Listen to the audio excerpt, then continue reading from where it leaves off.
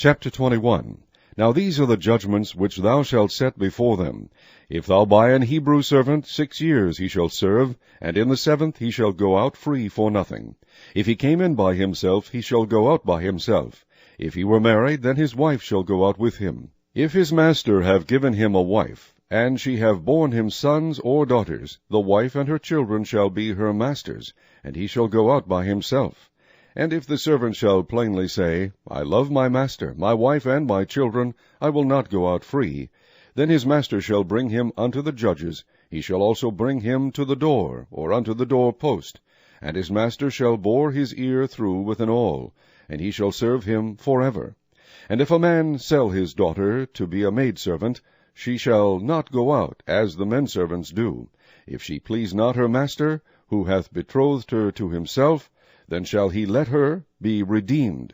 To sell her unto a strange nation he shall have no power, seeing he hath dealt deceitfully with her. And if he have betrothed her unto his son, he shall deal with her after the manner of daughters.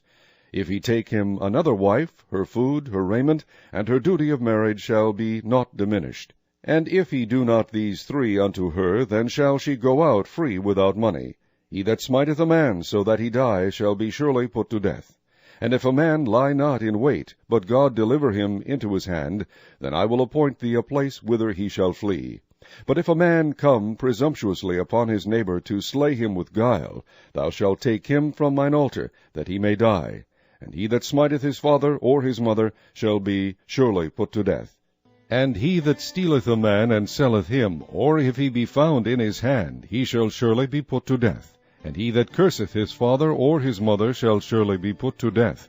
And if men strive together, and one smite another with a stone or with his fist, and he die not, but keepeth his bed, if he rise again and walk abroad upon his staff, then shall he that smote him be quit.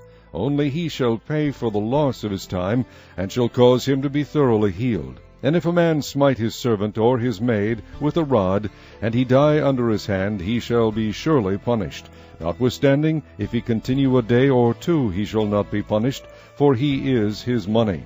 If men strive and hurt a woman with child, so that her fruit depart from her, and yet no mischief follow, he shall be surely punished, according as the woman's husband will lay upon him, and he shall pay as the judges determine. And if any mischief follow, then thou shalt give life for life, eye for eye, tooth for tooth, hand for hand, foot for foot, burning for burning, wound for wound, stripe for stripe. And if a man smite the eye of his servant or the eye of his maid, that it perish, he shall let him go free for his eye's sake. And if he smite out his manservant's tooth or his maidservant's tooth, he shall let him go free for his tooth's sake. If an ox gore a man or a woman, that they die, then the ox shall be surely stoned, and his flesh shall not be eaten, but the owner of the ox shall be quit. But if the ox were wont to push with his horn in time past, and it hath been testified to his owner, and he hath not kept him in, but that he hath killed a man or a woman, the ox shall be stoned, and his owner also shall be put to death. If there be laid on him a sum of money, then he shall give for the ransom of his life whatsoever is laid upon him, whether he have gored a son or have gored a daughter. According to this judgment shall it be done unto him. If the ox shall push a manservant or a maidservant, he shall give unto their master 30 shekels of silver, and the ox shall be stoned. And if a man shall open a pit, or if a man shall dig a pit, and not cover it, and an ox or an ass fall therein, the owner of the pit shall make it good, and give money unto the owner of them, and the dead beast shall be his.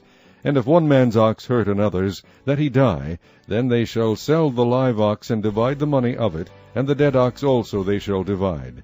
Or if it be known that the ox hath used to push in time past, and his owner hath not kept him in, he shall surely pay ox for ox, and the dead shall be his own.